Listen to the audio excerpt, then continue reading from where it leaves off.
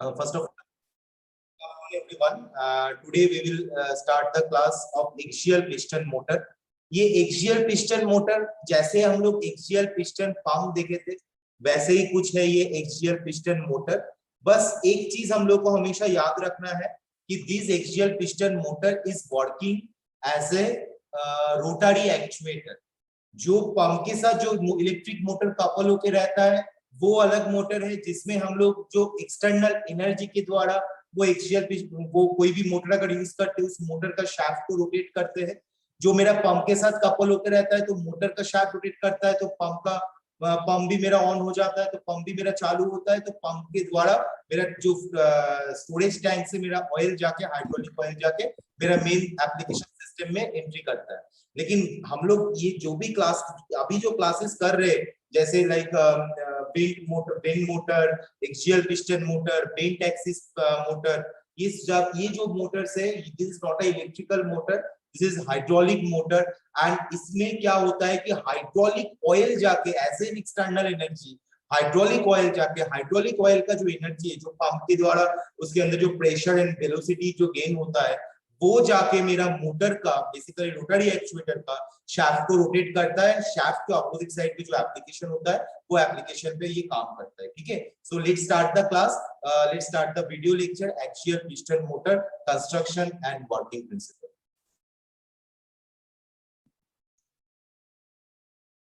About the axial piston motor. पिछला class में हम लोग क्या देखे थे? पिछला 2 दिन का क्लास में, पहला दिन का क्लास में हम लोग देखे थे कि मोटर का क्लासिफिकेशन, जिसमें हम लोग मोटर को 3 पार्ट में डिवाइड किए थे, inline, axial, when, like this, right. तो हम लोगों का सिलेबस के हिसाब से और ज्यादातर जो सेमेस्टर में जो एग्जाम क्वेश्चंस आता है उसके बेसिस में वेन मोटर और axial piston motor is very much important. तो वेन मोटर का जो इतना कंस्ट्रक्शन एंड वर्किंग प्रिंसिपल जो था वो मैं पिछला क्लास में मेरा पिछला वीडियो में मैंने ऑलरेडी डिस्क्राइब कर दिया था. तो आज का क्लास में हम लोग स्टडी करेंगे एक्सियल पिस्टन मोटर. तो तुम लोग ध्यान देखोगे यहाँ पे हम लोग यहाँ पे एक्सियल पिस्टन मोटर का कंस्ट्रक्शन डायग्राम दिखाया गया है. ठीक है, तो तुम लोग थोड़ा सा ध्यान से देखना कि मैं जहां-जहां मैं पॉइंट आउट करूंगा वो चीज थोड़ा सा तुम लोग ध्यान से देखना. उसके पहले एक्सियल पिस्टन मोटर हम लोग किस काम पे यूज करते हैं, क्योंकि हम लोगों को ज्यादातर axial piston motor, radial motor, when motor ये सब हम लोग ऑयल हाइड्रोलिक सिस्टम में रोटरी एक्चुएटर का काम करता है. तो एक्सियल पिस्टन मोटर हम लोग वहां पे यूज करते हैं जहां पे medium to high pressure and moderately high power का रिक्वायर्ड पड़ता है. जहां एक्सियल पिस्टन मोटर हम लोग कहां पे यूज करते हैं? जहां पे मीडियम टू मतलब ज्यादा एकदम मैक्सिमम भी नहीं एकदम मिनिमम भी नहीं, मीडियम टू हाई प्रेशर का रिक्वायर्ड होता है. इट इज यूज्ड कहां पे? Medium to high pressure and high power ranges, जहां पे मुझे ज्यादा पावर का जरूरत पड़ता है, मतलब मीडियम से लेकर ज्यादा तक हाई प्रेशर का जरूरत पड़ता है. इस तरीके का ऑयल हाइड्रोलिक सिस्टम में हम लोग एक्सियल पिस्टन मोटर को रोटरी एक्चुएटर के हिसाब से हम लोग यूज करते हैं. ठीक है, अब मैं आऊंगा इसका कंस्ट्रक्शन में. ध्यान देना कि इसका कंस्ट्रक्शन में ये जो मेरा शैडो पोर्शन है, ये जो मेरा शैडो पोर्शन है जो मैं ब्लू कलर से शैडो किया हूं, ठीक है, ये वाला पोर्शन नहीं, ध्यान देना ये जो मेरा हैच लाइन है, राइट, ये जो मेरा हैच लाइन मैंने बनाया हूं ये मेरा है हाउसिंग पार्ट. जो कोई भी मशीन का ऊपर वाला जो कवर पार्ट होता है या ऊपर वाला जो जिसके अंदर वो मैकेनिज्म, कोई भी मोटर या कोई भी पंप को जो मैकेनिज्म, इंटरनल मैकेनिज्म जिस चीज के अंदर रहता है या जो चीज उस मैकेनिज्म को कवर करके रखता है उसको हम लोग क्या बोलते हैं?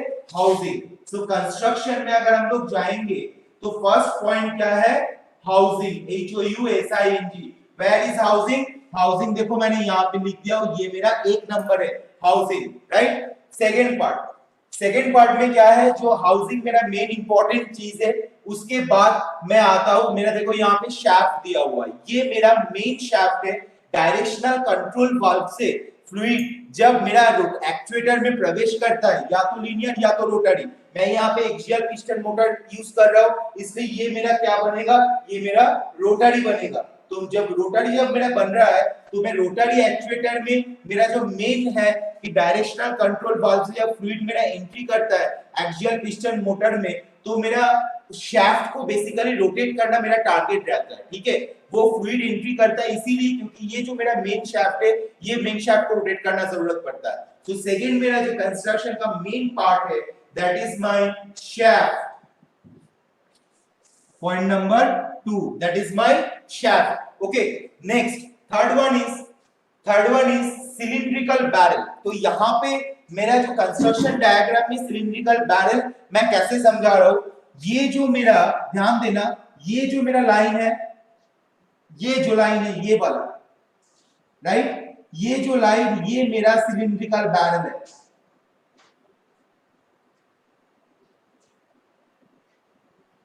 ये मेरा सिलिंड्रिकल बैरल है, मतलब ये जो पार्ट है, ये पार्ट, ये जो पार्ट है, ये जो पार्ट है, ये मेरा सिलिंड्रिकल बैरल है।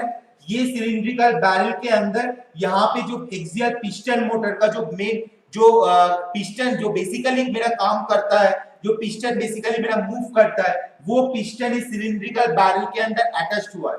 कैसे, एक एग्जांपल लो, देखो मान के चलो ये मेरा सिलिंड्रिकल बैरल है और पिस्टन मेरा इस तरीके से अटैच्ड हुआ है, तो सिलिंड्रिकल बैरल अगर रोटेट, ये अगर इस तरीके से रोटेट करेगा, ये अगर इस तरीके से रोटेट करेगा और पिस्टन मेरा इस तरीके से मोशन देगा, ठीक है।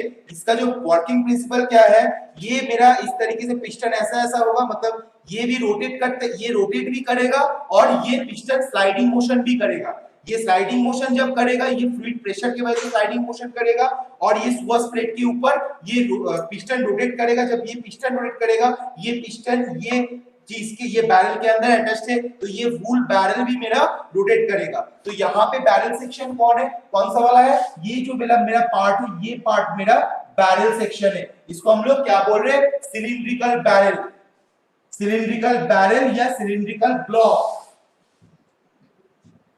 Cylindrical block. Okay, 3 number construction part हो गया। चौथा नंबर पे आ रहे, चौथा नंबर क्या है मेरा, ये पिस्टन है। ये जो मेरा पिस्टन है, ये मेरा चौथा नंबर है, जिसको हम लोग यहाँ पे मैंने कहीं पे लिखा नहीं हूं, बट ये मेरा पिस्टन है।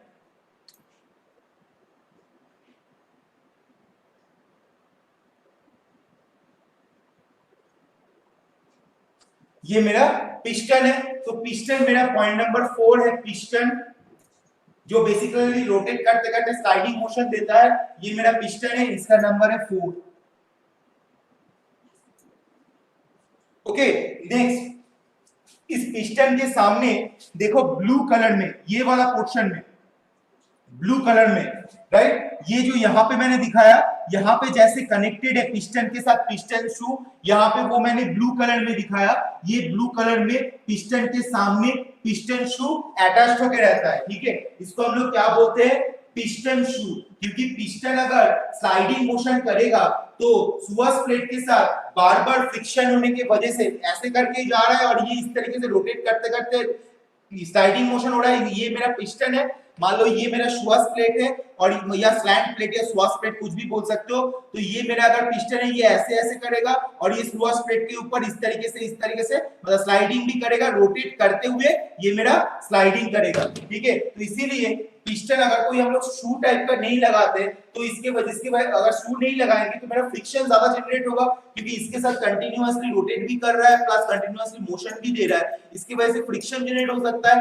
हीट जनरेट हो सकता है, तो इसकी वजह से ये सुअस प्लेट का नेचुरल वेयर हो सकता है, कोरोजन हो सकता है। इसीलिए हम लोग क्या करते हैं कि इस पिस्टन का एंड में एक शू लगाते हैं जो इस तरीके का देखने में होता है। देखो यहाँ पे ब्लू कलर में दिया हो, इसका नाम है पिस्टन शू, पिस्टन शू 5 नंबर पिस्टन शू।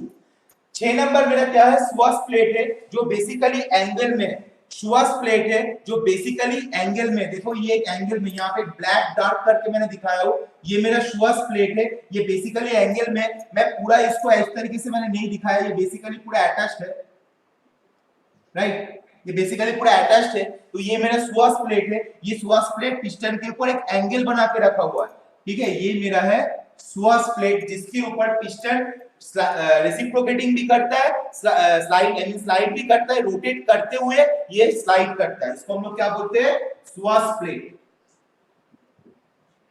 सुअस प्लेट। ओके, नेक्स्ट मेरा जो है वो है मेरा शू प्लेट, क्योंकि ये जो मेरा शू है, ये शू मेरा पिस्टन के साथ अटैच्ड है, और ये शू भी जब ये स्वास प्लेट के ऊपर रोटेट करना चालू करेगा, ऑब्वियसली वो स्वास प्लेट के ऊपर भी तो वेयर करेगा, इसीलिए वो चीज को कम होने के लिए मैंने बीच में क्या ऐड करता हूं, एक शू प्लेट ऐड करता हूं।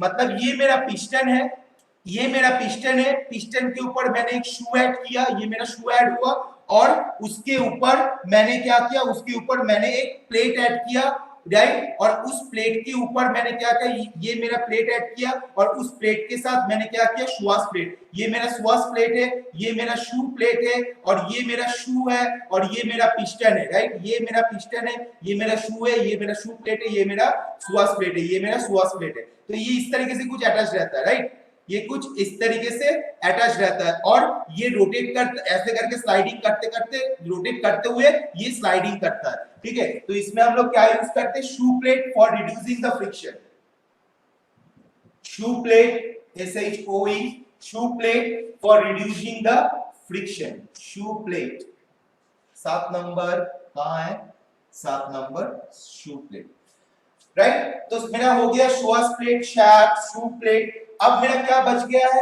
पिस्टन शू हो गया, शू प्लेट हो गया, शैफ्ट हो गया, श्वास प्लेट हो गया, हाउसिंग हो गया, ये मेरा इनलेट है, ये मेरा आउटलेट है, मतलब फ्लूइड का इनलेट है, डायरेक्शनल कंट्रोल वाल्व के थ्रू से वो फ्लूइड यहाँ पे इनलेट करेगा, और यहाँ से आउटलेट, यहाँ से वो निकल जाएगा, आउटलेट है।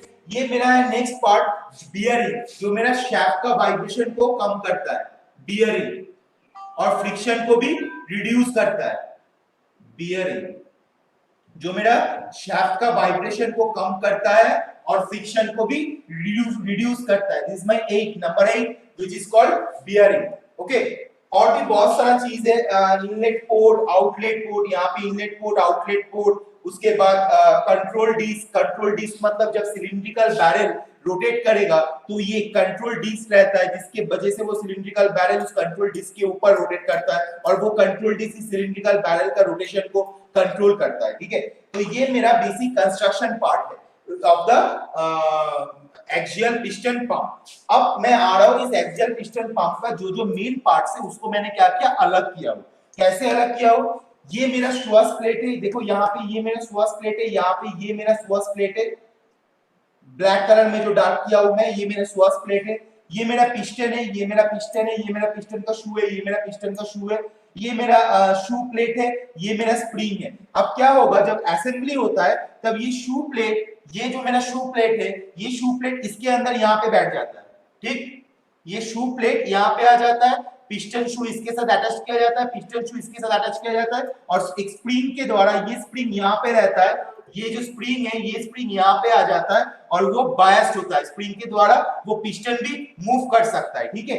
नेक्स्ट है, ये मेरा सिलेंडर बैरल है, सिलेंडर बैरल के अंदर ये जब मेरा पूरा अटैच्ड हो गया, पिस्टन शू प्लेट यहाँ पे आया, पूरा अटैच्ड हो गया, तो ये पूरा अटैचमेंट इसके अंदर से हम लोग घुसा देते हैं। यहाँ पे देखो एक मेन होल है जिसके अंदर से शाफ्ट घुसा हुआ है, ये मेरा सिलेंडर बैरल है, सिलेंडर बैरल के अंदर एक होल है, जो होल को मैंने यहाँ पे डिफाइन किया हो, ये होल के अंदर से शाफ्ट घुसा हुआ है, ये होल के अंदर से शाफ्ट घुसा हुआ है, और यहाँ पे और भी छोटा छोटा होल है, जो होल्स के अंदर ये पिस्टन घुसा हुआ रहता है, यहाँ पे और भी छोटा छोटा होल है, 1 2, यहाँ पे और भी छोटा छोटा होल है जिसके अंदर से पिस्टन घुसा हुआ है, तो यहाँ पे पिस्टन को घुसाने के लिए भी यहाँ पे होल दिया हुआ है, और ये मेन शाफ्ट है जो मेन होल के अंदर में घुसा हुआ है। तो पूरा सेटअप को लेके हम लोग सिलिंड्रिकल बैरल के अंदर घुसाते हैं, और ये मेरा पोर्ट प्लेट है, यहाँ पे पोर्ट प्लेट है, देखो यहाँ पे किडनी शेप पोर्ट रहता है, और किडनी शेप पोर्ट से मेरा फ्लूइड इनलेट से मेरा एंट्री करता है और आउटलेट से मेरा निकल जाता है। तो ये मेरा बेसिकली कंस्ट्रक्शन था एक्सियल पिस्टन मोटर का। अब हम लोग आएंगे कि किस तरीके से ये किस तरीके से ये काम करता है, किस बेसिस पे ये काम करता है, right. First of all the swash plate is positioned at an angle. यहाँ पे जो श्वास प्लेट है एक एंगल में रहता है, श्वास प्लेट एक एंगल में रहता है। ऑब्वियसली तुम अगर एक चीज तुम लोग थोड़ा सा ध्यान दोगे, अगर ये जो मेरा सर्कल है, ठीक है, अगर ये सर्कल इस तरीके से एंगल में रहता है, और ये वाला जो पिस्टन है, ठीक है, ये वाला जो पिस्टन है ये जब इस कंडीशन में आ रहा है तो इसका एंड पॉइंट कहां पे, इसका एंड पॉइंट थोड़ा सा ध्यान देना, और ये जब रोटेट करके यहां पे जा रहा है तो इसका एंड पॉइंट ध्यान देना। और एक बार मैं दिखा रहा हूं, मान लो सुहास प्लेट का जो circular, Suhas plate basically circular plate है, बट वो एक एंगल में बैठा हुआ है। देखो जहां पे यहाँ पे भी एक एंगल में बैठा हुआ है, तो यहाँ पे भी मैंने एक एंगल में दिखाने की कोशिश कर रहा हूँ। ये मेरा सुहास प्लेट है, ये मेरा पिस्टन है। तो जब पिस्टन का इस पोजीशन में आ रहा है, मतलब नीचे वाला पोजीशन ध्यान देना, और जब ऊपर वाला पोजीशन दिखाऊंगा तो ऊपर वाला पोजीशन ध्यान देना। तो जब सुहास प्लेट नीचे वाला पोजीशन में आ रहा है तब उसका एंड पॉइंट यहाँ पे, उसका एंड पॉइंट यहाँ पे, और जब वो ऊपर की तरफ जा रहा है तब उसका एंड पॉइंट यहाँ पे। तो ऑब्वियसली जब ऊपर की तरफ जा रहा है तब ऑब्वियसली पिस्टन ज्यादा पुश कर रहा है, और जब नीचे की तरफ आ रहा है तब पिस्टन क्या हो रहा है, ऑटोमेटिक वापस आ रहा है due to the swash angle position. ठीक है, ये सुहास प्लेट के साथ, सुहास प्लेट के सामने जो पिस्टन लगा हुआ रहता है, पिस्टन के सामने एक शू लगा हुआ रहता है। देखो ये जो शू मैंने यहाँ पे दिखाया ना, ये मान लो ये मेरा शू है और ये मेरा पिस्टन के साथ अटैच होकर रहता है, और यहाँ पे एक मेरा और एक प्लेट है जिसको हम लोग शू प्लेट बोलते हैं, वो शू प्लेट मेरा अटैच्ड है। ध्यान से देखना, मान के चलो ये जो मेरा नीचे वाला जो प्लेट है, ये मेरा नीचे वाला जो प्लेट है, ये नीचे वाला जो प्लेट है इसको हम लोग सुहास प्लेट बोल रहे हैं। ऊपर वाला जो प्लेट है इसको हम लोग क्या बोल रहे हैं, शू प्लेट बोल रहे हैं। ठीक है, और ये जो मेरा है, ये मेरा है शू, और ये मेरा है पिस्टन। ठीक है, ये मेरा है पिस्टन और ये मेरा है पिस्टन का शू। तो मैंने क्या किया, पिस्टन के साथ शू को अटैच किया। अटैच करने के बाद ये मेरा है शू, नीचे वाला सुहास प्लेट है, ऊपर वाला मेरा शू प्लेट है, और मैंने पिस्टन शू के साथ इस तरीके से अटैच किया। तो ये जो ऊपर की तरफ जा रहा है तो पुश हो रहा है, और नीचे की तरफ जब आ रहा है तब पीछे की तरफ वापस आ जा रहा है पिस्टन। तो इस तरीके से मेरा यहाँ पे एक्सियल पिस्टन मोटर में मेरा काम होता है। ओके, अब मैं देखूंगा कि मेरा इसका वर्किंग प्रिंसिपल क्या है। First of all, Suhas plate is held fixed at an angle. ये सुहास प्लेट एक एंगल में फिक्स्ड हुआ है, जो सुहास प्लेट एक एंगल में फिक्स्ड हुआ है। देखो ये मेरा सुहास प्लेट एंगल में दिखाया हुआ है, ये सुहास प्लेट एंगल में फिक्स्ड हुआ है। पिस्टन से शाफ्ट का डिस्टेंस कितना है, स्मॉल आर। और जब भी सुहास प्लेट एंगल में फिक्स्ड हुआ है और सिलिंड्रिकल ब्लॉक के अंदर, ये सिलिंड्रिकल ब्लॉक, ये जो मेरा सिलिंड्रिकल ब्लॉक है इसके अंदर पिस्टन क्या है, एक्सियली एंट्री किया गया है, इसीलिए इसको एक्सियल पिस्टन मोटर बोला जाता है। ये सिलिंड्रिकल ब्लॉक के अंदर पिस्टन मेरा एक्सियल है, इसलिए इसको एक्सियल पिस्टन मोटर बोला जाता है। तो सुहास प्लेट एक एंगल में है, सिलिंड्रिकल ब्लॉक के अंदर पिस्टन एक्सियली है, और ये एक्सियल सिलिंड्रिकल ब्लॉक के अंदर है, और वो सिलिंड्रिकल ब्लॉक जब पिस्टन मेरा मूव करता है तो सिलिंड्रिकल ब्लॉक मेरा रोटेट करता है, क्योंकि ये पिस्टन जब सुहास प्लेट के ऊपर टच करता है तो पिस्टन ऑयल प्रेशर के वजह से और सुहास प्लेट का स्मूथनेस की वजह से वो क्या होता है, ग्लाइड हो जाता है, मतलब स्मूथली वो। और मतलब मान के चलो ये मेरा अगर सुहास प्लेट है तो फ्लूइड का प्रेशर की वजह से ये क्या होता है, गाइड हो जाता है, मतलब स्मूथ सरफेस, ये मेरा स्मूथ सरफेस है और प्रेशर दे रहा है फ्लूइड, तो पिस्टन इसमें दब रहा है। जब भी वो दब रहा है, सरफेस तो मेरा स्मूथ है, तो वो क्या होगा, वो नीचे की तरफ चल जाएगा, और उसके बाद फिर और गाइड होगा और फ्लूइड का प्रेशर आएगा। जब यहाँ पे आएगा तो पिस्टन का पोजीशन क्या हुआ, पिस्टन का पोजीशन पीछे की तरफ आ गया, इसका मतलब फ्लूइड आउटलेट से निकल जाएगा।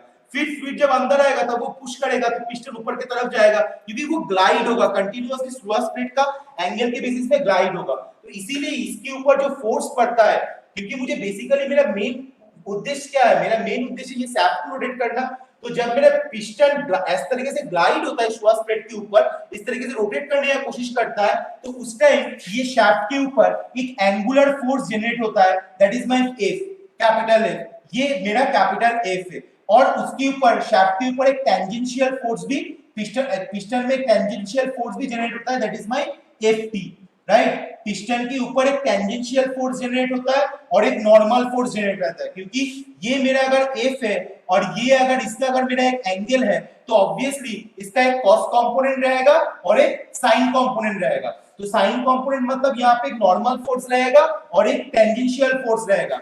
ये टेंजेंशियल फोर्स के वजह से बेसिकली पिस्टन क्या होता है, ग्लाइड करता है, और पिस्टन ग्लाइड होता है तो ये सिलिंड्रिकल ब्लॉक को भी रोटेट करता है। मैं और एक बार बोल रहा हूं, थोड़ा सा ध्यान देना। ये सुहास प्लेट एक एंगल में बैठा हुआ है, और ये पिस्टन फ्लूइड प्रेशर के वजह से इसके ऊपर फोर्स क्रिएट किया। जब भी वो इसके ऊपर फोर्स क्रिएट किया तो एंगुलर पोजीशन की वजह से फोर्स जो इसके ऊपर जाएगा वो एक एंगुलर फोर्स जाएगा।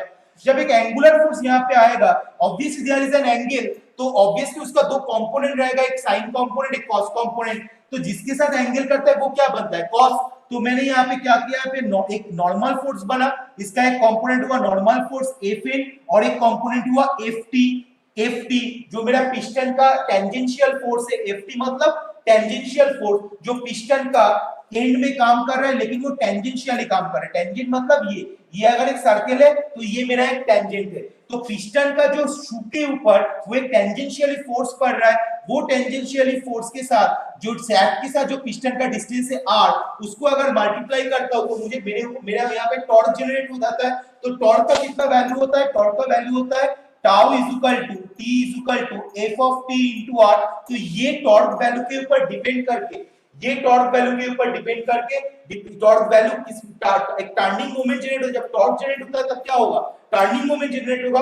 वो टर्निंग मोमेंट किस में जनरेट होगा, शाफ्ट में जनरेट होगा, और ये शाफ्ट रोटेट करना शुरू करेगा। ठीक है, तो ये जो मेरा टॉर्क जनरेट हुआ इसकी वजह से क्यों हुआ, क्या हुआ, सिलिंड्रिकल ब्लॉक जो मेरा पिस्टन को कैरी कर रहा था, टॉर्क जनरेट हुआ, समझ में आया। ये टॉर्क किसके ऊपर जनरेट हुआ, पिस्टन के ऊपर, शाफ्ट के ऊपर, पिस्टन के ऊपर जनरेट हुआ। पिस्टन के ऊपर जब जनरेट होगा तो ये पिस्टन को कौन कैरी कर रहा है, सिलिंड्रिकल ब्लॉक कैरी कर रहा है। तो वो टॉर्क जब जनरेट होगा ये पिस्टन क्या होगा, ऑटोमेटिकली स्वास प्लेट के ऊपर रोटेट करने की कोशिश करेगा। ये पिस्टन स्वास प्लेट के ऊपर रोटेट करने की कोशिश करेगा। जब भी ये रोटेट करने की कोशिश करेगा, ये पिस्टन सिलिंड्रिकल ब्लॉक के अंदर फिट है, तो वो सिलिंड्रिकल ब्लॉक को रोटेट करना शुरू करेगा। जब सिलिंड्रिकल ब्लॉक को रोटेट करना शुरू करेगा, सिलिंड्रिकल ब्लॉक के अंदर क्या है, मेरा शाफ्ट है, तो वो शाफ्ट को क्या करेगा, रोटेट करेगा। जब शाफ्ट को रोटेट करेगा तो मेरा शाफ्ट कंटीन्यूअस रोटेशन देगा, और जब शाफ्ट कंटीन्यूअस रोटेशन देगा तो शाफ्ट के आउटपुट में जो मेरा डिवाइस लगा हुआ है, जो मेरा रिक्वायर्ड स्पीड है, जो मेरा रिक्वायर्ड टॉर्क है, वो मेरा उस आउटपुट डिवाइस में आएगा, और मेरा ऑयल हाइड्रोलिक सिस्टम का जो एक्चुअल आउटपुट मुझे मिल जाएगा। क्या समझ में आया किस तरीके से मेरा क्या काम हो रहा है। और एक बार मैं रिपीट कर रहा हूं पहले से, मान के चलते हैं, अब मैं एकदम स्टार्टिंग से रिपीट कर रहा हूं। ये मेरा इनलेट है, ये मेरा आउटलेट है, ध्यान देना बच्चों, ये मेरा इनलेट है, ये मेरा आउटलेट है।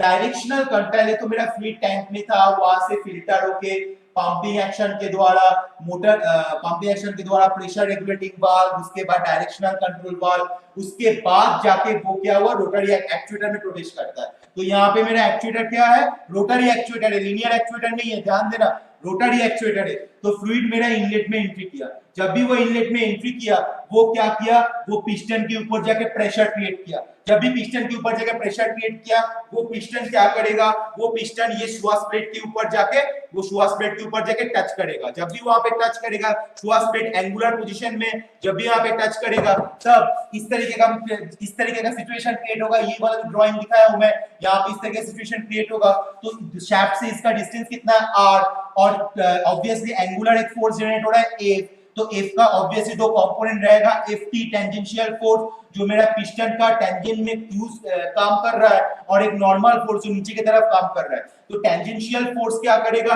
टेंजेंशियल फोर्स किसकी तरफ है, टेंजेंशियल फोर्स शू प्लेट के ऊपर, आई मीन शू प्लेट श्वास प्लेट के ऊपर दबा के रखेगा। टेंजेंशियल को श्वास प्लेट के ऊपर दबा के रखेगा, और ये जो नॉर्मल फोर्स, ये नॉर्मल फोर्स क्या करेगा, पिस्टन को नीचे की तरफ लाने की कोशिश करेगा। तो दोनों कंपोनेंट है, तो टेंजेंशियल फोर्स इस प्लेट को दबा के रखने की कोशिश करेगा, तो tangential force into R, R is the difference between the piston and shaft. तो Ft इनटू आर कितना टॉर्क जनरेट हुआ, T टॉर्क जनरेट हुआ, तो इसमें T टॉर्क जनरेट हुआ। और Fn जो नॉर्मल फोर्स है, ये नॉर्मल फोर्स नीचे की तरफ है, तो वो क्या करेगा, पिस्टन को नीचे की तरफ लाने की कोशिश करेगा। तो वो और श्वास प्लेट का जो सरफेस है वो बहुत स्मूथ है, इसलिए वो पिस्टन क्या होगा, नीचे की तरफ आ जाएगा।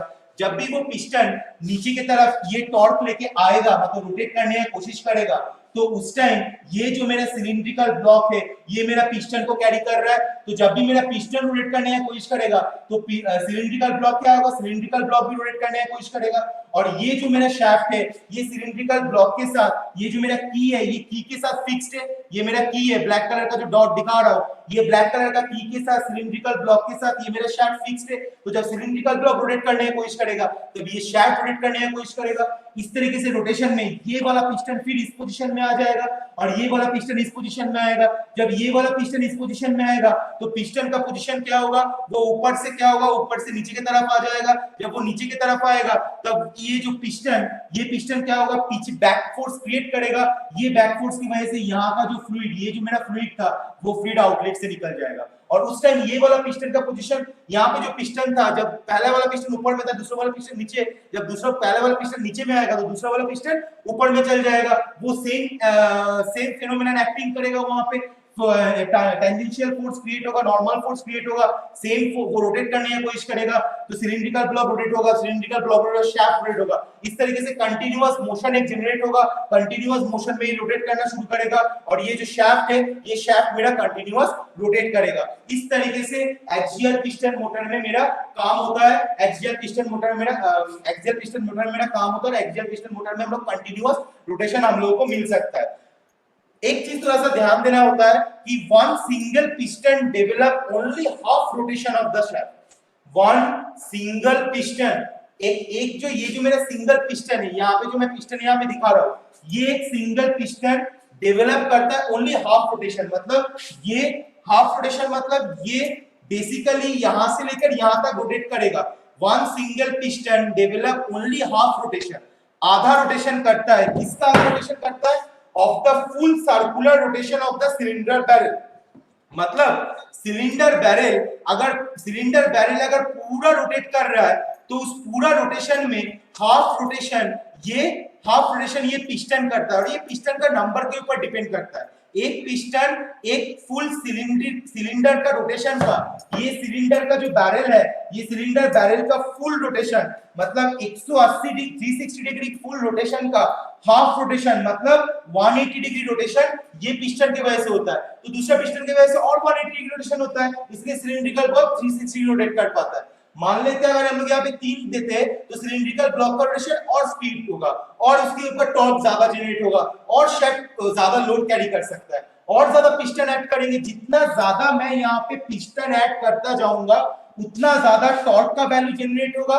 टॉर्क जब ज्यादा होगा तो सिलिंड्रिकल ब्लॉक भी ज्यादा लोड कैपेसिटी कैरिंग कर सकता है, ज्यादा लोड कैरिंग कैपेसिटी बढ़ जाएगा तो शाफ्ट भी ज्यादा लोड कैरी कर सकता है। तो इस शाफ्ट का आउटपुट में लोड का कंडीशन देख के, लोड का परफॉर्मेंस देख के हम लोग इस axial piston motor 3 piston, 5 piston, 7 piston, 11 piston, 13 piston, कितना नंबर ऑफ पिस्टन हम लोग यूज करेंगे वो शाफ्ट का आउटपुट में जो लोड परफॉर्मेंस होता है उसके ऊपर हम लोग देख के हम लोग को पता चलता है। Basically odd number of piston अगर हम लोग ऐड करेंगे तो हम लोगों को सिलेंडर का जो सिलिंड्रिकल ब्लॉक का जो मूवमेंट वो बहुत अच्छी तरीके से होता है।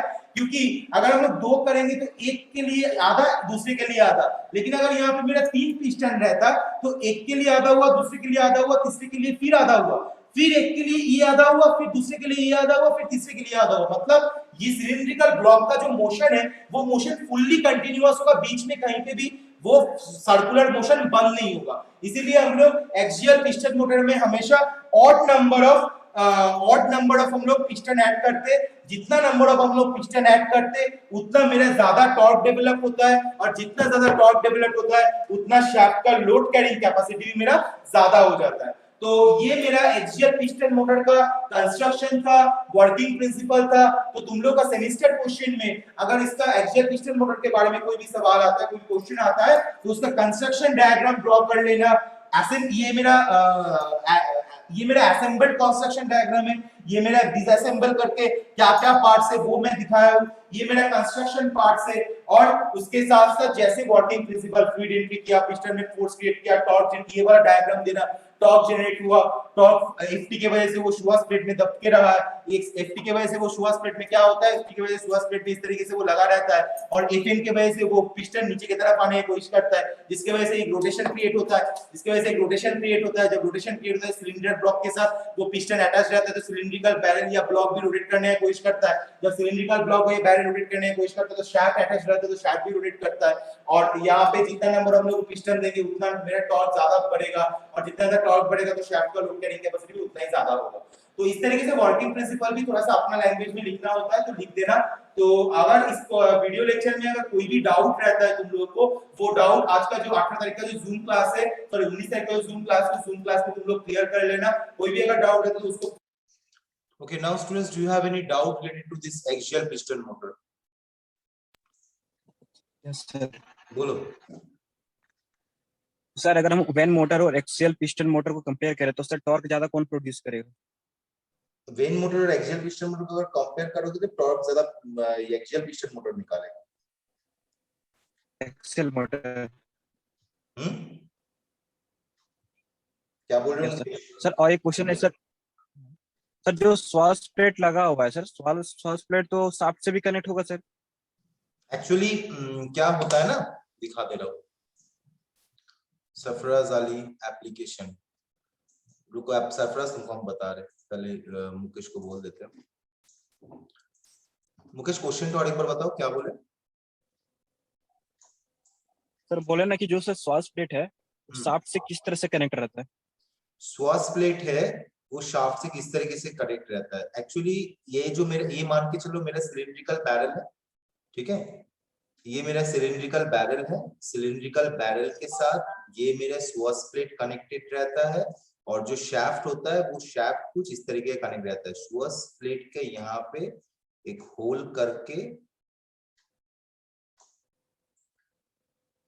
शाफ्ट ऐसे कनेक्टेड रहता है, और जो पिस्टन होता है वो पिस्टन, यहाँ पे पिस्टन रहता है, पिस्टन के साथ यहाँ पे पिस्टन शू रहता है. पिस्टन शू रहता है तो ठीक, और यहाँ पे भी जो पिस्टन रहता है, यहाँ पे पिस्टन इस तरीके से. अब जब पिस्टन के ऊपर, जब यहाँ से फ्लूइड आके पिस्टन के यहाँ पे फोर्स क्रिएट करता है तो पिस्टन स्वास प्लेट के ऊपर दबता है. तो स्वास प्लेट के ऊपर दबने से क्या होता है, स्वास प्लेट का जो सरफेस होता है बहुत स्मूथ होता है, जिसकी वजह से दो टाइप का फोर्स अप्लाई होता है, एफटीएन, एफएन. ठीक है, ये दो तरीके का फोर्स की वजह से, दो कंपोनेंट फोर्स की वजह से ये क्या होता है, ये ग्लाइड हो जाता है. ये जब तुरंत ग्लाइड हो जाता है तो उस टाइम यहाँ से ये ग्लाइड होता है, ग्लाइड होकर यहाँ पे आता है. जब ये पिस्टन यहाँ पे आएगा तब ऑब्वियसली ये पिस्टन का जो ये वाला पार्ट है, ये एंड वाला पार्ट है, वो एंड ऑब्वियसली इस पोजीशन में पहुंचेगा. इसका मतलब क्या है, इस एरिया में जितना भी फ्लूइड था वो पिस्टन जब इस पोजीशन में आया तो पिस्टन इस फ्लूइड के ऊपर फिर से प्रेशर क्रिएट करेगा, तो वो फ्लूइड फिर डिस्चार्ज होकर बाहर चल जाता है. फिर डिस्चार्ज होकर बाहर चल जाता है, फिर यहाँ पे ये जिस टाइम ये यहाँ पे आ रहा है उस टाइम ये सेकेंड वाला जो पिस्टन वो उस टाइम इस पोजीशन में पहुंचेगा, तो इनलेट से फिर फ्लूइड एंट्री करेगा, इनलेट से फ्लूइड एंट्री करेगा, सेम प्रोसीड्यूर अप्लाई होगा, एफटीएन एफएन जनरेट होगा, और उसके बाद उसी तरीके से कंटिन्यूअसली वो पिस्टन मूवमेंट करता रहेगा. Clear Mukesh? Yes sir. Sir इसमें किस टाइप का बियरिंग लगा हुआ है सर? अभी हम एक्सियल पिस्टन मोटर का एक एनिमेशन दिखाएंगे, साथ में वेन मोटर का भी एनिमेशन दिखाएंगे. ये 40 मिनट का क्लास खत्म होने के बाद जो फिर से जब ज्वाइन करोगे तब एनिमेशन दिखा के और भी अच्छे से समझ पाओगे. ठीक है? Yes sir. Okay, next. Sarfaraz क्या पूछ रहे थे? एप्लीकेशन पूछ रहे थे. इसका एप्लीकेशन जो तुम चैट में लिखे हो, एप्लीकेशन जो लिखे हो, ये एप्लीकेशन क्या है कि मैंने पहले ही बताया था कि this type of pump is used for high pressure zone. Right, this type of pump is used for the high pressure zone. High pressure zone to medium, मतलब medium to high pressure zone जहां पे requirement होता है वहां पे हम लोग इस तरीके का पंप को यूज करते हैं. अब तुम बोलोगे सर कुछ स्पेसिफिक एप्लीकेशन बताओ. देखो, मोबाइल डिवाइसेस होता है, ठीक है, जो जेसीबी होता है, जो तुम्हारा क्या बोलते हैं, क्रेन्स वगैरह होता है, तो ये सब में देखो क्रेन्स एक मैक्सिमम, एक एवरेज हाइट का भी क्रेन होता है, एक लोअर हाइट का भी क्रेन होता है, एक मैक्सिमम हाइट का भी क्रेन होता है. जब तुमको मैक्सिमम हाइट का क्रेन में काम करना पड़ता है तो तुमको हाई प्रेशर का जरूरत है. जब तुमको एवरेज हाइट का क्रेन में काम करना पड़ता है तब तुमको मीडियम प्रेशर का जरूरत होता है. तो जहां पे हम लोगों को जैसा प्रेशर का रिक्वायरमेंट होता है उस प्रेशर का रिक्वायरमेंट के हिसाब से हम लोग एक्सियल पिस्टन मोटर यूज करते हैं. Am I clear, Sarfaraz? Yes sir. Okay, anyone, any question? इसमें किस टाइप का बियरिंग लगा हुआ है सर? बॉल बियरिंग या फिर कुछ और? नहीं, बॉल बियरिंग लगा हुआ है. बॉल बेसिकली यहाँ पे क्या होता है ना, फ्रिक्शन बहुत ज्यादा होता है. इस पंप का सबसे ज्यादा डिसएडवांटेज अगर बोलोगे, इस पंप का डिसएडवांटेज है कि बहुत ज्यादा फ्रिक्शन जनरेट है. इस फ्रिक्शन को हम लोग कोशिश करते हैं कि थोड़ा सा भी अगर रिड्यूस कर पाते तो मेरा जो शाफ्ट का जो रोटेशन आरपीएम जो है वो आरपीएम में कोई इफेक्ट नहीं आता. ठीक है, तो इसीलिए हम लोग बॉल बियरिंग यहाँ पे यूज करते हैं. ठीक है सर. और एनीवन, एनी क्वेश्चन? किसी को और कोई क्वेश्चन है? सर ये जो एफ टी और एफ एन लग रहा है सर, एफ एन कैसे नीचे इसको मतलब सर घुमा रहा है, ये नहीं समझ में आ रहा है सर। ओके ठीक है, एक्चुअली क्या है ना कि तुम ये डायग्राम पहले देखो। ये डायग्राम में पहले तुम मुझे बताओ कि जो शाफ्ट पिस्टन, देखो दो चीज कंसीडर करना है। एक मुझे पिस्टन कंसीडर करना है जो मेरा ये है, एक मेरे जो शाफ्ट कंसीडर करना है। ठीक है, तुमको दिखाई दे रहा है व्हाइट बोर्ड? व्हाइट बोर्ड दिखाई दे रहा है? तो जब तुम वो एक चीज सोचो, जब तुम्हारे सामने एक प्लेट इस तरीके का है और उस प्लेट के साथ पिस्टन कुछ इस तरीके का लगा हुआ है, ठीक है, उस प्लेट के साथ सेम लेंथ का पिस्टन कुछ इस तरीके का लगा हुआ है, तो वो पिस्टन जब इस प्लेट के बराबर अगर नीचे की तरफ आएगा तो वो फोर्स नॉर्मल फोर्स होगा या टेंजेंशियल फोर्स होगा, मतलब सॉरी इंक्लाइंड फोर्स होगा? बताओ मोहित। सर किधर आएगा सर? ये जो पिस्टन है, ये पिस्टन स्वर्स प्लेट के साथ कनेक्टेड है, तो ये पिस्टन जब ऑब्वियसली क्या है, पिस्टन को जब मैं फोर्स अप्लाई कर रहा हूँ, बेसिकली पिस्टन तो ऐसा नहीं है, पिस्टन का अगर फ्रंट व्यू होगा देखोगे तो पिस्टन का सॉरी स्वर्स प्लेट का फ्रंट व्यू कुछ इस तरीके का है। ठीक है, तो यहाँ मान के ये मेरा स्वर्स प्लेट का फ्रंट व्यू है, ये मेरा स्वर्स प्लेट का इंक्लाइन मतलब साइड व्यू है, और स्वर्स प्लेट को हम इंक्लाइन करके रखा हुआ है। अच्छा, क्लास अगर खत्म हो जाएगा तुरंत ज्वाइन कर लेना और मुझे स्क्रीनशॉट कोई इमीडिएटली भेजो। अभी क्लास खत्म हो जाएगा, स्क्रीनशॉट इमीडिएटली भेजो, क्लास नहीं तो खत्म हो जाएगा। तो अभी पिस्टन का जब अगर मूवमेंट होगा तो वो मूवमेंट कैसे होगा? वो मूवमेंट ऑब्वियसली इस तरीके का होगा मूवमेंट, राइट और रॉन्ग? यस। तो अगर मेरा स्वर्स प्लेट अगर इंक्लाइंड है तो पिस्टन का मूवमेंट क्या, पिस्टन का जब मूवमेंट होगा वो भी इंक्लाइंड मूवमेंट होगा? Yes sir. जो अगर इंक्लाइंड मूवमेंट होगा तो फोर्स भी मेरा इंक्लाइंड पड़ेगा। Yes sir. तो फोर्स अगर इंक्लाइंड पड़ेगा तो उसका दो कंपोनेंट होता है, नॉर्मल एंड टेंजेंट, मतलब एक ऐसा कंपोनेंट बनेगा, एक ऐसा कंपोनेंट बनेगा। यस सर, अब समझ में आ गया। समझ में आ गया ना? ओके, सो स्टूडेंट्स अभी 40 मिनट्स ओवर हो जाएगा, क्लास ज्वाइन करो तुरंत। हम लोग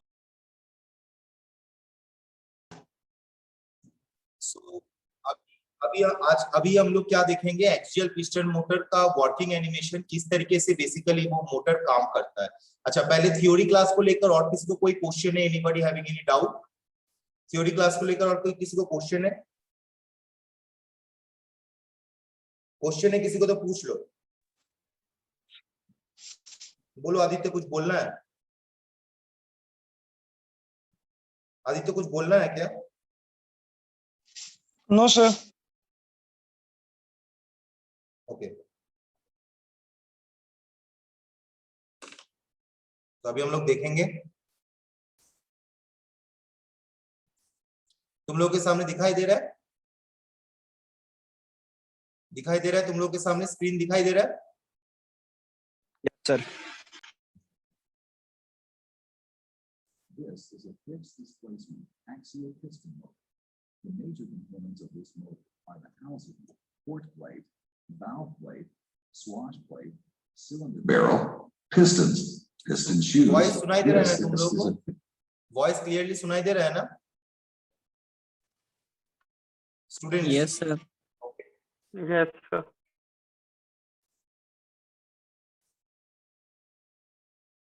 Fixed displacement axial piston motor. The major components of this motor are the housing, port plate, valve plate, swash plate, cylinder barrel, pistons, piston shoes, shoe plate bias spring, and the output shaft. The cylinder barrel is fixed to the output shaft. The pistons reciprocate in and out of the cylinder barrel on an axis parallel to the output shaft. A bias spring and the shoe plate hold the piston shoes against the swash plate and the barrel against the valve plate. The swash plate sits at an angle to the pistons. As pressurized fluid enters the inlet, it is fed through a kidney-shaped opening in the valve plate to the 3 or 4 pistons situated over the opening. Pressure against the end of these pistons creates force which acts at an angle to the swash plate. These pistons are pushed outward in the barrel towards the swash plate. As this happens, the piston shoes slide across the surface of the swash plate. The result is an output torque, which causes the output shaft, the pistons, and the barrel to rotate. The pistons over the outlet area are being forced into the barrel towards the valve plate. Return oil from the 3 pistons is forced through the other kidney-shaped opening of the valve plate and out the outlet port. When the flow to the motor is reversed, the inlet becomes the outlet and the outlet becomes the inlet. The motor now rotates in the opposite direction.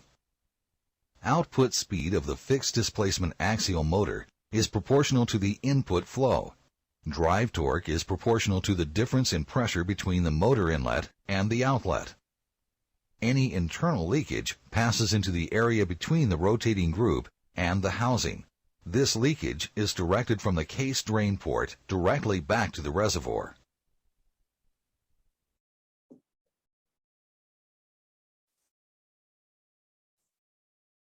Okay, so ये वाला video देख के तुम लोगों को समझ में आया किस तरीके से, जैसे क्वेश्चन आ रहा था कि सैप सोर्स प्लेट के साथ कैसे अटैच रहता है, या पिस्टन किस तरीके के साथ पिस्टन शू के, जैसे पिस्टन पंप का कॉन्सेप्ट था एक्सियल पिस्टन पंप का, वैसे एक्सियल पिस्टन मोटर का भी कॉन्सेप्ट सेम है, बट पिस्टन पंप में सेम तरीके से काम करता था, पिस्टन मोटर में भी सेम तरीके से काम करता था, बट यहाँ पिस्टन पंप में क्या होता था कि जो शाफ्ट है, that shaft is connected to the electric motor, so and when the shaft is rotating, that time the vacuum is generated and the fluid is entered into the inlet of the pump. But in case of that piston motor, right, for that case क्या होता है कि जो inlet से मेरा fluid entry करता है वो पिस्टन के ऊपर प्रेशर क्रिएट करता है, पिस्टन सोर्स प्लेट के साथ अटैच रहता है, ग्लाइडिंग होता है पिस्टन, जिसकी वजह से एक टेंजेंशियल फोर्स एंड एक नॉर्मल फोर्स जनरेट होता है, जिसकी वजह से पिस्टन ऊपर से 180 डिग्री रोटेशन करता है और जो फ्लूइड इनलेट में आता था वो आउटलेट से फिर एंट्री कर जाता है। इसकी वजह से और कंटिन्यूअस जितना मैं पिस्टन इनबिल्ड करूंगा पिस्टन मोटर में तो उतना मेरा शाफ्ट का ऊपर शाफ्ट का रोटेशनल स्पीड जो आरपीएम होता है वो ज्यादा बढ़ेगा, क्योंकि एक पिस्टन में 180 डिग्री रोटेशन कर सकता है, तो मैं जितना पिस्टन दूंगा एक पिस्टन के वजह से मेरा शाफ्ट 180 डिग्री रोटेट करता है, तो मैं जितना पिस्टन नंबर ऑफ पिस्टन बढ़ाऊंगा उतना मेरा शाफ्ट का नंबर ऑफ रोटेशन भी पर मिनट बढ़ जाता है। तो इसीलिए हम लोग एक्सियल पिस्टन मोटर में शूअर स्प्लिट यूज करते हैं, साथ में पिस्टन शू यूज करते हैं और पिस्टन के थ्रू से हम लोग शाफ्ट का मूवमेंट करवाते हैं। Am I clear? Students? Yes, sir. Okay.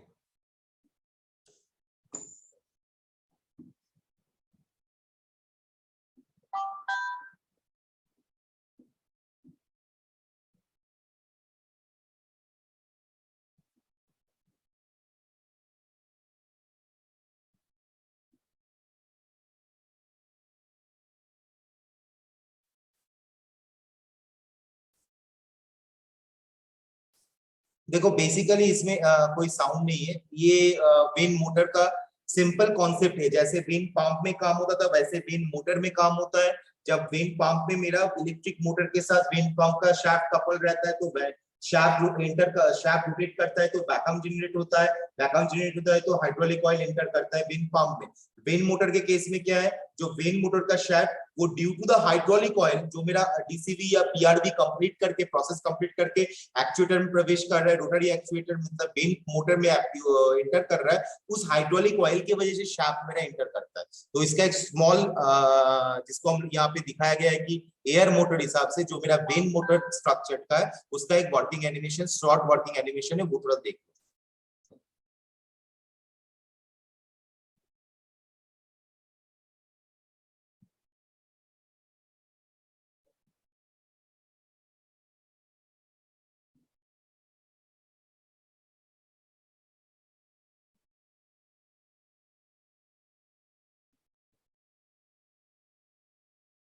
So here it is the vein जो रोटेट कर रहा है ना, वो मेरा वेन से वो वेन्स रोटेट कर रहा है इसलिए क्योंकि हाइड्रोलिक ऑयल जब एंटर करता है इनलेट पोर्ट से, वो इनलेट पोर्ट किडनी शेप हो सकता है, इनलेट एंड आउटलेट पोर्ट कुछ भी किडनी शेप हो सकता है, तो वो जब रोटेट इंटर करता है वो इस वेन्स के ऊपर प्रेशर क्रिएट करता है और वेन्स के ऊपर प्रेशर क्रिएट करता है तो वेन्स कंटिन्यूअसली रोटेट करना शुरू करता है। जब वेन्स रोटेट करता है तो जो रोटर है उस रोटर के साथ मेरा देखो शाफ्ट है अटैच्ड है तो वो शाफ्ट रोटेट करता है। बेसिकली जो मेरा रोटर और जो मेरा कैम बॉडी है, कैम बॉडी के साथ मेरा रोटर मेरा इसेंट्रिक कंडीशन में, it's not a concentric, it's a eccentric part. ठीक है, और एक बार चेक कर लो, देखो ये मेरा रोटर और ये मेरा जो कैम बॉडी है कैम बॉडी के साथ इसेंट्रिक कंडीशन में है और ठीक है, और ये जब वेन के ऊपर प्रेशर क्रिएट कर रहा है तो हाइड्रोलिक कॉइल वो वेन रोटेट करता है, वेन रोटेट करता है तो मेरा रोटर रोटेट करता है, और जब रोटर रोटेट करता है तो रोटर के साथ मेरा देखो यहाँ पे बियरिंग्स लगा हुआ है, बियरिंग्स के साथ मेरा शाफ्ट अटैच्ड है, तो मेरा शाफ्ट रोटेट करता है, और शाफ्ट रोटेट करता है तो शाफ्ट के ऑपोजिट साइड में जो एप्लीकेशन यूज किया जाता है वो एप्लीकेशन में मेरा काम होता है।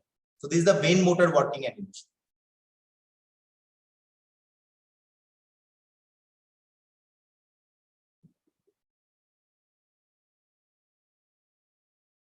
Okay, so now students, do you have any doubt?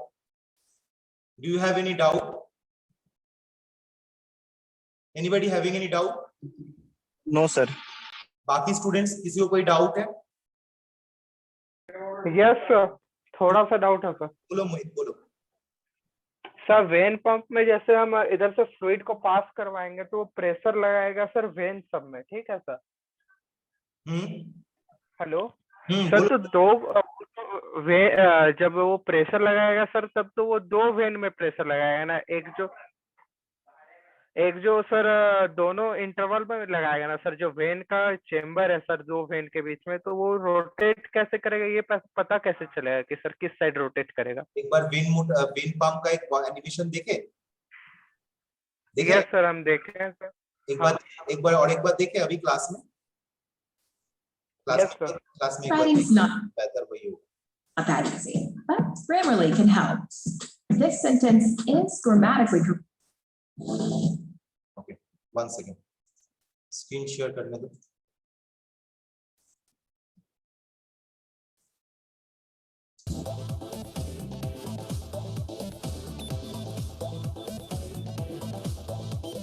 For over 60 years, Viking Pump has been manufacturing sliding vane pumps to complement their line of rotary positive displacement pumps.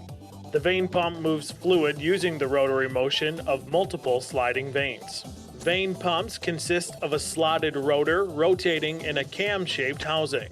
This rotor is located close to the wall of the cam so that a crescent-shaped cavity is formed on the opposite wall. Each rotor slot contains a sliding vane. As the rotor rotates, centrifugal force, hydraulic pressure, and push rods work together to extend each vane to the casing wall. This creates an expanding cavity on the inlet side, creating a vacuum which pulls liquid into the pump. Liquid is trapped between the vanes and the casing wall. The rotor rotation moves the liquid cavities around to the outlet side of the pump. At the outlet side, the vanes are forced back into their slots, decreasing the cavity size and forcing the liquid through the outlet port. Because the vanes run in contact with the casing wall, vane pumps are commonly used in thin liquid applications. बोलो, जो doubt था clear हुआ?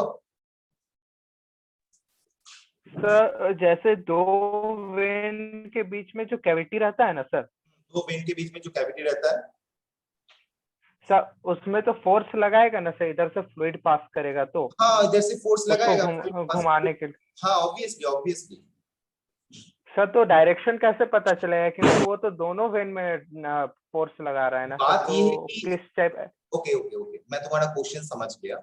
तुम बोल रहे हो कि इस तरह है क्वेश्चन कि अगर मेरा यहाँ पे दो वेन है, ठीक है, मान के चलो ये मेरा शाफ्ट है और ये मेरा रोटर है, राइट? यहाँ पे मेरा वेन अटैच्ड है, यहाँ पे मेरा वेन अटैच्ड है, यहाँ पे मेरा वेन अटैच्ड है, राइट? और यहाँ पे मान के चलते इनलेट है और यहाँ से मान के चलो आउटलेट है, एग्जाम्पल आउटलेट है, ठीक है? सॉरी, ये मेरा आउटलेट है और ये मेरा इनलेट है, ठीक है? तो अब तुम्हारा क्वेश्चन है कि ये जो मेरा कैविटी के अंदर जो भी मेरा फ्लूइड जम जा रहा है, ठीक है, तो उसमें फ्लूइड का डायरेक्शन कैसे पता चलेगा कि कौन सा डायरेक्शन रोटेट करे, इट्स क्लॉकवाइज और एंटी क्लॉकवाइज, यही ना क्वेश्चन है? Yes sir. तो अब तुम मुझे बताओ, ये जो मेरा शाफ्ट है वेन पंप का शाफ्ट किसकी वजह से रोटेट कर रहा है? इलेक्ट्रिक मोटर की वजह से रोटेट कर रहा है या शाफ्ट मेरा हाइड्रोलिक ऑयल की वजह से रोटेट कर रहा है? Hydraulic oil. वाह, तुम वेन पंप के बारे में बात कर रहे हो या वेन मोटर के बारे में बात कर रहे हो?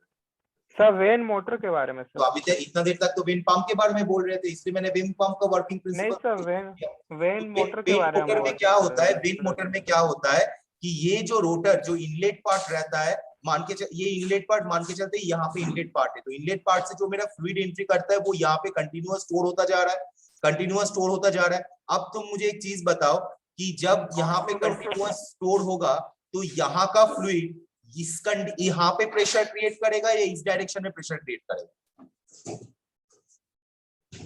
सर और एक बार सर कीजिए सर, आवाज नहीं आ रहा था सर।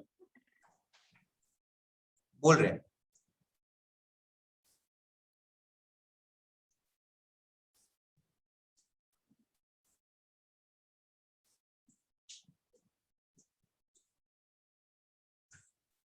ये मेरा इनलेट है, दिखाई दे रहा है ना? यस सर, अब आ रहा है सर। ये मेरा आउटलेट है।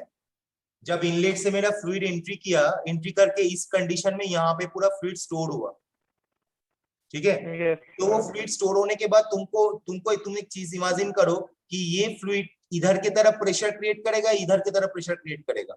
इधर की तरफ प्रेशर क्रिएट करेगा तो क्लॉकवाइज, इधर की तरफ प्रेशर क्रिएट करेगा तो CCW, counter clockwise. Yes sir, किधर की तरफ प्रेशर क्रिएट करेगा? क्लॉकवाइज। क्लॉकवाइज करना चाहिए। कैसे तुमको पता चला क्लॉकवाइज प्रेशर क्रिएट करेगा? डायरेक्शन उस हिसाब से पता चला था, जो इनलेट पोर्ट का डायरेक्शन। नहीं, ये फ्लूइड इज इसके ऊपर एक ग्रेविटेशनल फोर्स काम करेगा ना, ग्रेविटेशनल फोर्स काम करेगा ना, तो ग्रेविटेशनल फोर्स की वजह से ये फ्लूइड का ऑब्वियसली क्या इधर की तरफ जाने की कोशिश करेगा, इस जोन में जाने का कोशिश करेगा। यस सर, तो इस जोन में जब जाने का कोशिश करेगा तो यहाँ का जो वेन है, इस वेन के ऊपर प्रेशर फोर्स अप्लाई करेगा, जिसकी वजह से ये वेन क्या करेगा, इस वेन क्या करेगा, रोटेट करेगा, घूमेगा। तब क्या होगा कि यहाँ का जितना भी फ्लूइड था वो फ्लूइड को लेके यहाँ पे पहुंचाएगा, ठीक? यस सेम यहाँ से फ्लूइड कंटिन्यूअस एंट्री कर रहा है, वो यहाँ इस पोजीशन में जो वेन है उसको फिर फोर्स क्रिएट कर रहा है, तो यहाँ का जो फ्लूइड है, इस फ्लूइड के आगे वाला जो वेन है, वो वेन इस फ्लूइड में प्रेशर क्रिएट कर रहा है, तो वो फ्लूइड फिर ऊपर की तरफ पहुंच रहा है। यस सर, इस प्रोसेस के दौरान वो फ्लूइड कंप्रेस्ड हो रहा है, उस फ्लूइड के अंदर वेलोसिटी गेन हो रहा है, वेलोसिटी जनरेट हो रहा है according to the continuity equation A equals to Q equals to A into V. A is indirectly proportional to the velocity. Yes, अब क्लियर हुआ? Yes sir, Okay. So students, now do you have any doubt? Clear हो गया। Okay, any doubt? Any doubt? Okay, so thank you everyone for attending class. ये जो lecture है, ये lecture तुम लोगों को रिकॉर्डिंग दे दिया जाएगा व्हाट्सएप ग्रुप में, इसको स्टडी कर लेना, ठीक है? Thank you everyone, thank you. Thank you sir.